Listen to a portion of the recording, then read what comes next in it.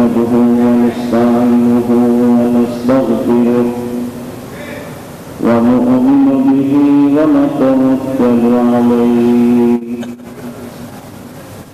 ونعوذ بالله من شرور أنفسنا ومن سيئات أعمالنا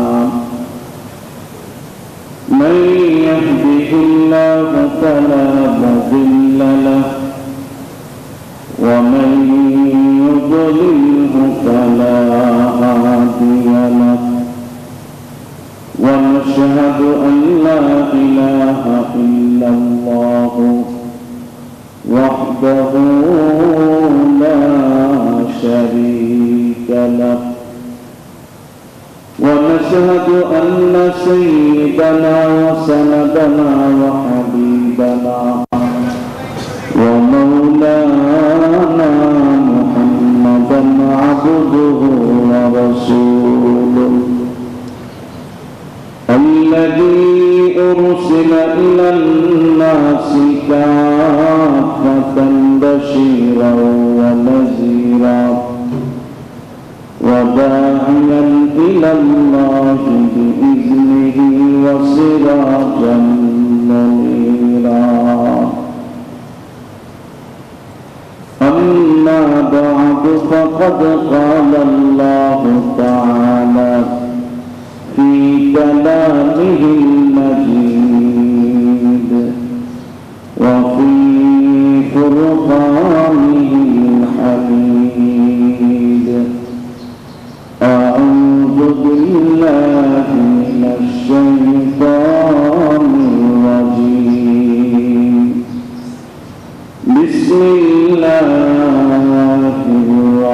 الرحمن الرحيم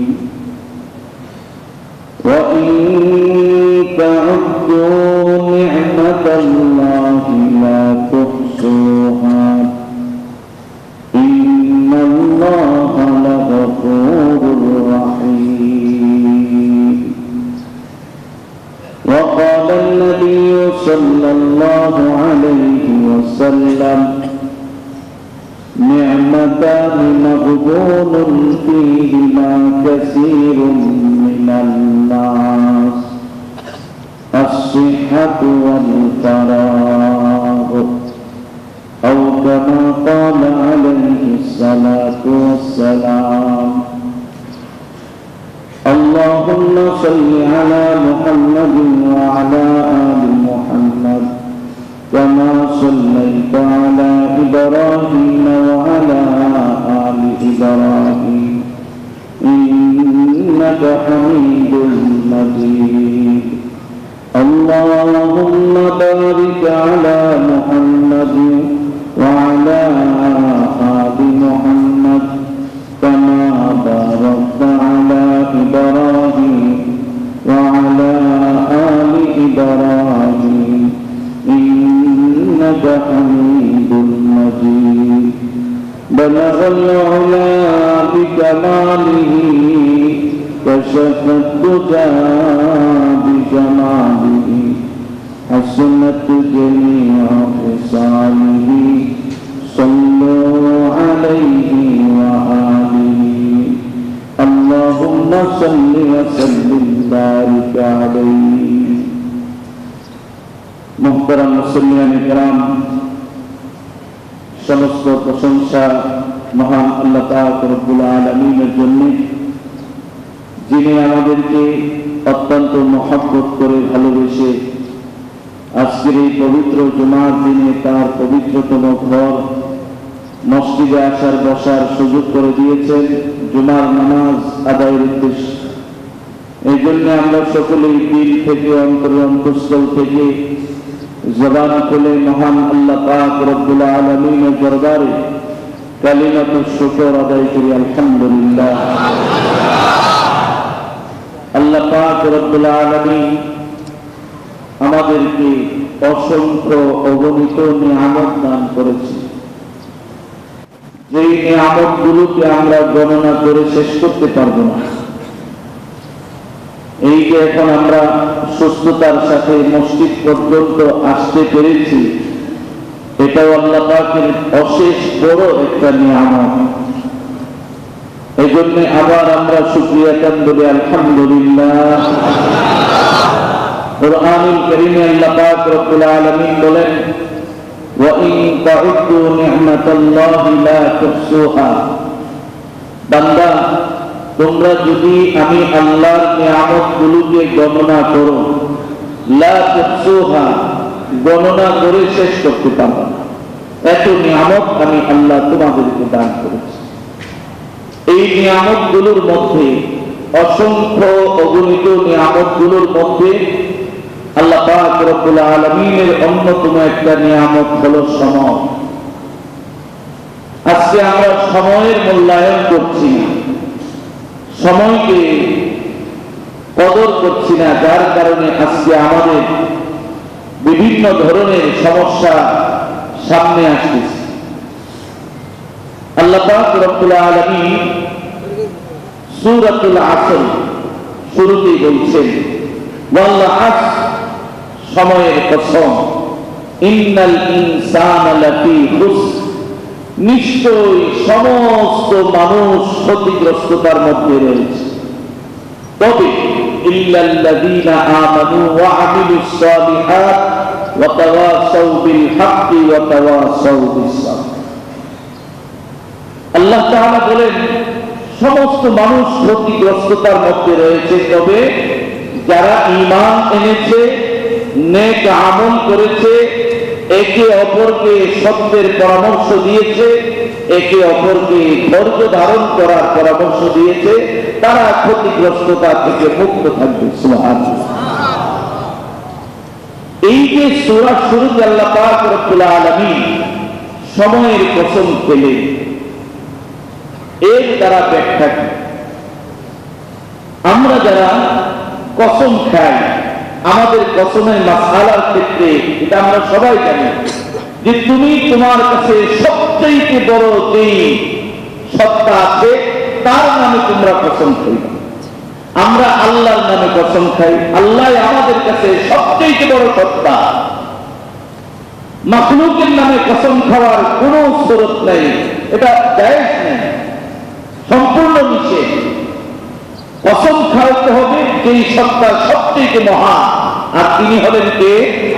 আল্লাহ। আল্লাহর নামে কসম খাওয়া, এটা জায়েজ। এখন এটা হলো আমাদের জন্য বিধান, আমরা যারা আল্লাহর বান্দা বান্দী আছি আমাদের জন্য এই বিধান। তো স্বয়ং আল্লাহ যদি কসম খায়, উনি কার নামে কসম খায়? কুরআনুল কারীমের বিভিন্ন জায়গায় বিভিন্ন সূরার শুরুতে আল্লাহ তাআলা রাতের কসম খাইছেন, দিনের কসম খাইছেন, সময়ের কসম খাইছেন, সূর্যের কসম খাইছেন, চন্দ্রের কসম খাইছেন। তো আল্লাহ তাআলা তো তার সৃষ্টিজীবেরই কসম খাইলেন। এর ব্যাখ্যা কি? এর ব্যাখ্যা হলো যে আল্লাহ তাআলা সূরাতুল আসরের শুরুতে ওয়াল আসর, সময়ের কসম, এটা কে? আল্লাহ এটা বুঝাইতে চাইছেন তার বান্দা বান্দীকে, দেখো সময়টা বড় দামি জিনিস, সময়ের গুরুত্ব তোমরা দাও, সময়কে মূল্যায়ন করো, সময়কে কাজে লাগাও, তোমাদের জীবনটা সুন্দর হয়ে যাবে। সুবহানাল্লাহ। এক কবি বলতেছেন, কত সুন্দর কথা দেখেন, হায়াতুকা আনফাসুন তুআদ্দু ফাকুল্লামা মাদা নাফসুন মিনহা ইনকাযাত বিহি জুজআ। কবি বলতেছেন কত সুন্দর করে, এরে দুনিয়ার মানুষ, তোমার এই হায়াতে জিন্দেগিটা হলো কতগুলো শ্বাস নিঃশ্বাস, এর সমষ্টির নাম।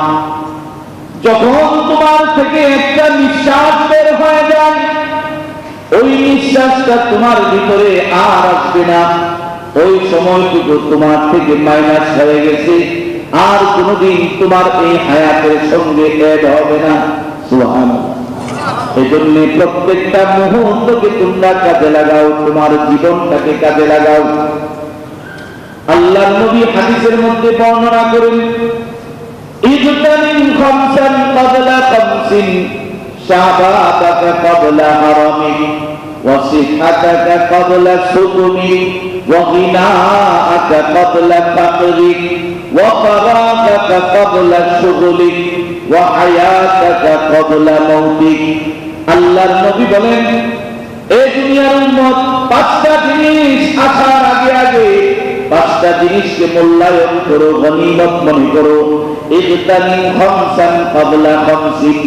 এক নাম্বার হলো শাবাবাকা ক্বাবলা হারামি। তুমি তোমার যৌবনকে কাজে লাগাও বার্ধক্য আসার আগে আগে। এ মুমিন, আজকে আমি আর তুমি যৌবনকাল পাইয়া যা ইচ্ছা তা করতেছি না, যৌবনকালকে তুমি তোমার আল্লাহর গোলামির মধ্যে লাগাও, আল্লাহর ইবাদত বন্দেগীর মধ্যে নিয়োজিত করো। তাহলে তোমার যৌবনকালটা আল্লাহর কাছে বড় দামি হয়ে যাবে। অন্য হাদিসের মধ্যে এসেছে রাসূল করিম সাল্লাল্লাহু আলাইহি ওয়াসাল্লাম বর্ণনা করেন, সাবাতু ইযিল্লুহুমুল্লাহু ফি যিল্লিহি ইয়াওমা লা যিল্লা ইল্লা যিল্লুহু, ইমামুন আদিলুন ওয়া শাআবুন নাশাআ ফি ইবাদাতিল্লাহ। আল্লাহর নবী বলেন, হাসরের কঠিন ময়দানে যখন সূর্যটা অর্ধ হাত উপরে থাকবে, সূর্যের তাপের কারণে জমিনটা যখন তামা হয়ে যাবে, মানুষের মাথার মগজগুলো টকবক করতে থাকবে, এই হালতের মধ্যে তামাম হাসরের ময়দানে একটা মাত্র ছায়া থাকবে। সেই ছায়াটা হলো আল্লাহ পাক রব্বুল আলামিনের আরশের ছায়া। আল্লাহর নবী বলেন, ওই ছায়ার মধ্যে আল্লাহ পাক রব্বুল আলামিন 7 ধরনের ব্যক্তিকে জায়গা দান করবেন। এর মধ্যে এক ধরনের হলো শাআবুন নাশাআ ফি ইবাদাতিল্লাহ। ওই সমস্ত যুবক যারা আল্লাহ রাব্বুল আলামিনের ইবাদতের মধ্যে যৌবন কাটাইছে, আল্লাহ পাক রব্বুল আলামিন তাদেরকে আল্লাহর আরশের ছায়ার নিচে জায়গা দান করে দিবে। শাবাবাকা ক্বাবলা হারামিক। তোমার বার্ধক্য আসার আগে আগে যৌবনকালকে কাজে লাগাও, মূল্যায়ন করো। কারণ বার্ধক্যে বৃদ্ধ হয়ে যাওয়ার পরে ইচ্ছা করলেও 2 রাকাত নামাজ বাড়ায় পড়া যায়, কারণ শরীরের মধ্যে ওই রকম সতেজতা নেই, সুস্থতা নেই। কারণ পায়ের জোড়ায় জোড়ায় জোড়ায় ব্যথা, কিভাবে আমি নামাজ আদায় করি? আর যারা যৌবনকালে সঠিকভাবে আল্লাহর গোলামি করবে, এরা যখন বার্ধক্যে উপনীত হবে, বার্ধক্যে যাওয়ার পরে যৌবনকালে সে তাহাজ্জুদ করত, যৌবনকালে সে আল্লাহর ইবাদতের মধ্যে বেশি সময় কাটাতো, কিন্তু বার্ধক্য উপনীত হওয়ার কারণে ওইভাবে রাত্রে উঠতেও পারে না, তাহাজ্জুদও করতে পারে না। তার ব্যাপারে কি ফয়সালা? তার ব্যাপারে ফয়সালা হলো, যখন ফেরেশতারা নেকি কমায় লিখতে যাবে, আল্লাহ তাআলা ডাক দিয়ে বলে, ফেরেশতা, আমার বান্দা এখন বৃদ্ধ হয়ে গেছে, তার বয়স হয়ে গেছে, বার্ধক্য উপনীত হয়েছে, এটা কি সে ইচ্ছা করে হয়েছে না আমি আল্লাহ বানাইছি? আপনি বানাইছেন। আমার এই বান্দার যৌবনের রিপোর্ট, ও যৌবনে সে ইবাদত বন্দেগীর মধ্যে সময় কাটাইছে, তাহাজ্জুদ করছে, নফল ইবাদত বন্দেগী করছে। তখন আল্লাহ তাআলা বলবেন, এই ফেরেশতা, এই যে আমার বান্দা বার্ধক্যে এসে গেছে, এটা তার দোষ নয়, এটা আমি আল্লাহর সিস্টেম হয় তাকে এই পর্যন্ত নিয়ে আসছি। যৌবনে যেইভাবে তার তাহাজ্জুদের আমলগুলোর নেকি লেখছো, এখন বার্ধক্যেও না পড়ার কারণে হইল তার আমল নামা ওই তাহাজ্জুদের নেকিগুলা লেখা দাও। এজন্য যৌবনকে মূল্যায়ন করা। এখন শক্তি আছে, 4 রাকাত নামাজ একটু বাড়ায় করেন, অসুবিধা কি আছে? এখন শক্তি আছে, সামর্থ্য আছে, দান করা একটু বাড়ায় করেন, অসুবিধা কি আছে? মানুষের সাথে ভালো আচরণ করেন, মানুষের সহযোগিতা করেন, কারণ আপনার শরীরে এখন সামর্থ্য আছে, শক্তি আছে। কিন্তু বৃদ্ধ হয়ে যাওয়ার পরে আপনি তো অন্যের উপর ডিপেন্ডেন্ট হয়ে যাবেন, অন্যের উপর আপনার নির্ভরতা চলে আসবে, তখন আপনি কিন্তু ইচ্ছা করলেও পারবেন না। এই জন্য রাসূল করিম সাল্লাল্লাহু আলাইহি ওয়াসাল্লাম এই মেসেজটুকু আমাদেরকে দিয়েছেন, তোমরা তোমাদের যৌবনকে বার্ধক্য আসার আগে আগে কাজে লাগাও। 1 নাম্বার। 2 নাম্বার হলো ওয়াসিহাতাকা ক্বাবলা সুকুমি। তুমি তোমার সুস্থতাকে কাজে লাগাও অসুস্থতা আসার আগে। এখন আমি সুস্থ আছি, এখন আমি যা ইচ্ছা তা করতেছি, আর যখনই অসুস্থ হয়ে যায় তখনই আল্লাহ আল্লাহ আল্লাহ আল্লাহ শুরু হয়ে যায়, তখনই আল্লাহর স্মরণ করা শুরু হয়ে যায়। না, আল্লাহ রাসূল সাল্লাল্লাহু আলাইহি ওয়াসাল্লাম আমাদেরকে বলছেন তুমি সুস্থ আছো, এটা আল্লাহ পাকের নিয়ামত। আল্লাহ তোমাকে সুস্থতার নিয়ামত দান করছেন, তুমি এই সুস্থ অবস্থায় বেশি বেশি আল্লাহর ইবাদত করো, আল্লাহর গোলামি করো। কারণ অসুস্থতা এসে গেলে তুমি কিন্তু ওইভাবে আমল করতে পারবে না, তোমার কষ্ট হয়ে যাবে। 3 নাম্বার হলো ওয়াফারাগাকা ক্বাবলা শুগুলিক, তুমি তোমার ব্যস্ততা আসার আগে আগে অবসরতাকে কাজে লাগাও। এখন অবসর আছো, একটু জিকির করো, অসুবিধা কি আছে? এখন তুমি সুযোগ পাইছো 2 রাকাত নামাজ বেশি করে পড়ো, অসুবিধা কি আছে? আমার সুযোগ আছে, অবসর আছে। কারণ ব্যস্ততা এসে গেলে তো আমি এই ইবাদতটুকু আদায় করতে পারবো। এই জন্যই অবসর সময়টাকে কাজে লাগানো। কিন্তু আফসোসের বিষয় হলো আজকে আমরা অবসর পাইলেই এই যে একটা মোবাইল পাইছি এটার মধ্যে ঢুকে গেলি, ফেসবুক, ইউটিউব যা আছে এমন ভাবে আমাদেরকে শয়তান গাফলতের মধ্যে ফেলায় দিচ্ছে যে আমরা ওটার মধ্যে ঢুকা যা ইচ্ছা তার মধ্যে ব্যস্ত। আর কি ব্যস্ত? এখন বলবেন কি হুজুর এটাও তো একটা ব্যস্ততা। না, এটা ব্যস্ততা না। আপনি যখন কাজের দুনিয়াবি কাজ হোক আর সেই কাজে হোক ব্যস্ততা যখন আসবে, তখন আপনি কিন্তু আল্লাহর ওইভাবে জিকির করতে পারতেছেন না, ওইভাবে আল্লাহর ইবাদত বন্দেগী করতে পারতেছেন না। তা আপনি যখন অবসর পাইছেন, আপনি তখন একটু সুবহানাল্লাহ, আলহামদুলিল্লাহ, লা ইলাহা ইল্লাল্লাহ, আল্লাহু আকবার, এইভাবে যদি জিকিরের হালতে থাকেন, আপনার জীবনটা সুন্দর হবে, আপনার অযথা সময় নষ্ট হবে না। দেখবেন আপনি একজন সফল জীবন ওয়ালা হয়ে যাবেন। আমরা সবাই জানি এই যে সহিহ বুখারী কিতাব, একটা কিতাব আছে হাদিসের কিতাব, এই বুখারী শরীফে যে ব্যাখ্যা গ্রন্থ, এই ব্যাখ্যা গ্রন্থের নাম হলো ফাতহুল বারী। এই ফাতহুল বারীর যিনি লেখক আল্লামা ইবনে হাজার আসকালানী রাহমাতুল্লাহি আলাইহি, উনার জীবনীতে পাওয়া যায় উনি কোন সময়কে নষ্ট করতেন না, প্রত্যেকটা সময়কে অবসর পাইলেই উনি কাজে লাগাতেন। কিরকম? আগেকার জামানায় বাঁশের কঞ্চি কেটে এরপরে বাটির মধ্যে কালি নিয়ে তারপরে ওনারা কিতাব লিখতেন।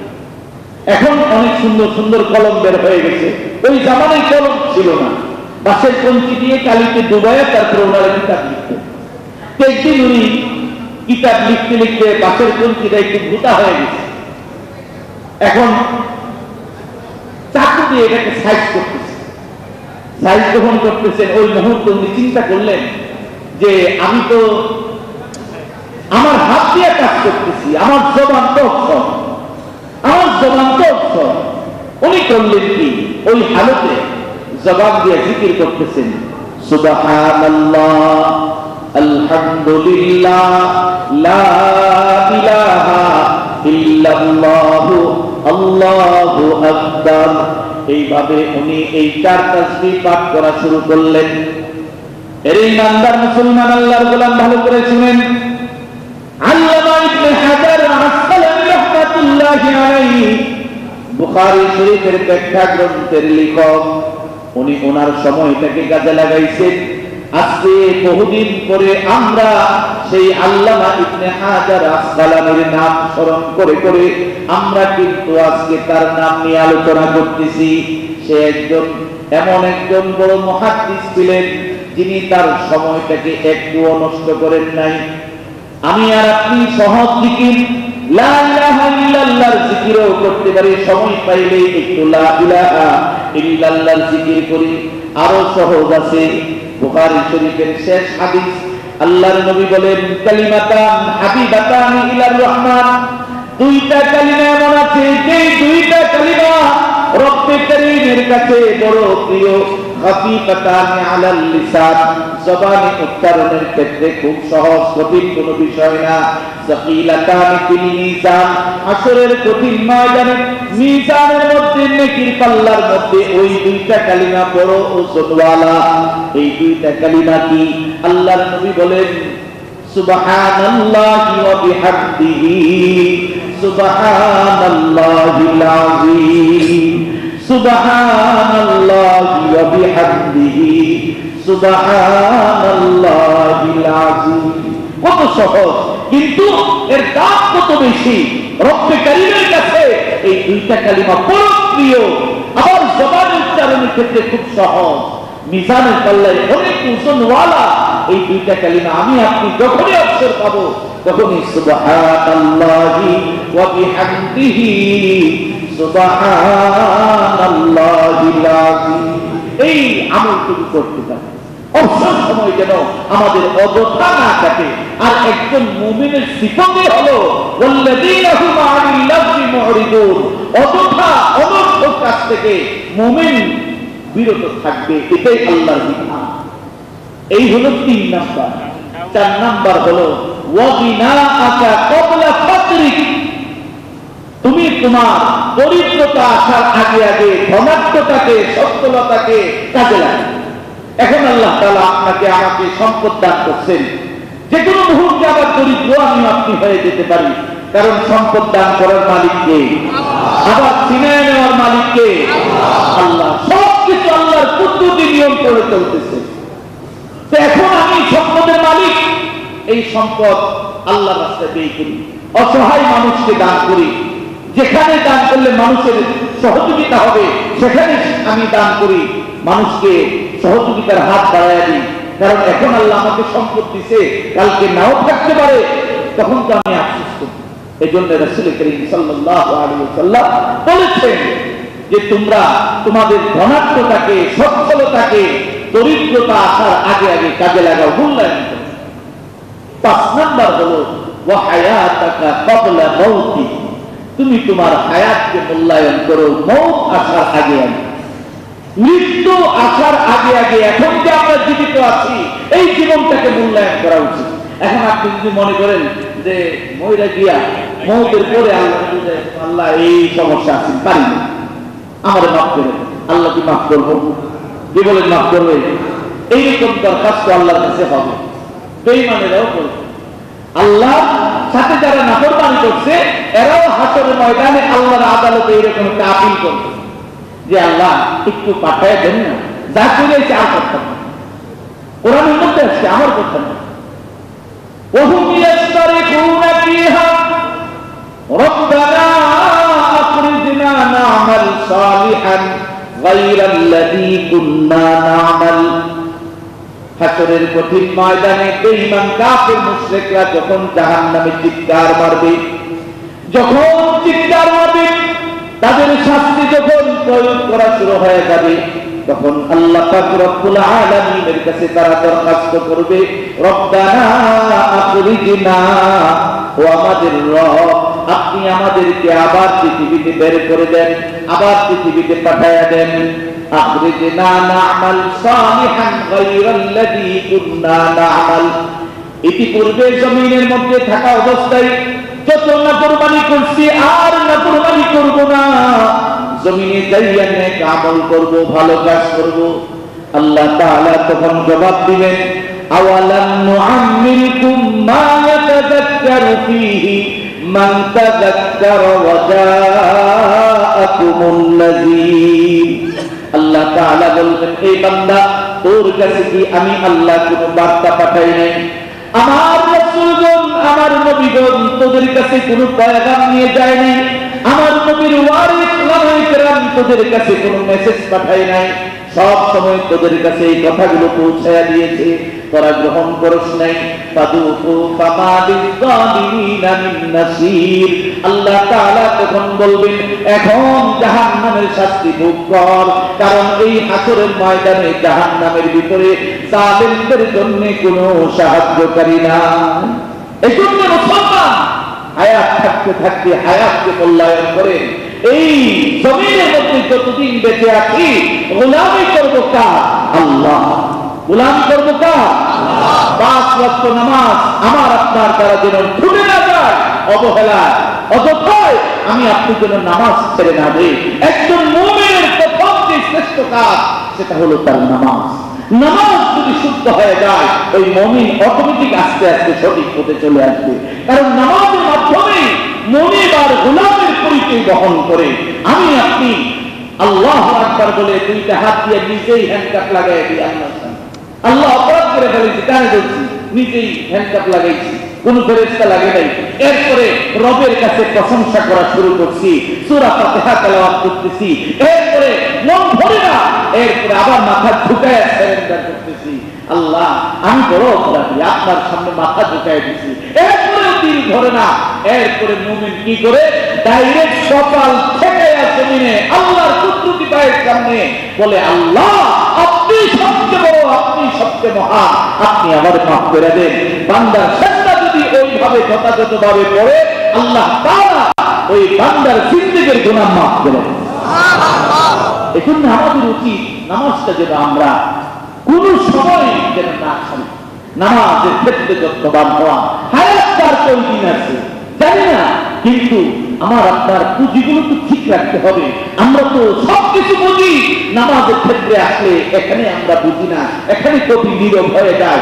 না না, এটা বুদ্ধিমান মানুষের কাজ নয়। আল্লাহ তাআলা যে কথাগুলো বললাম, এই কথাগুলোর উপর আমল করার তৌফিক দান করুন। ওয়া আখিরু দাওয়ানা আলহামদুলিল্লাহি রাব্বিল আলামিন। যারা আমরা সুন্নাত করি নাই, সুন্নাত করুন।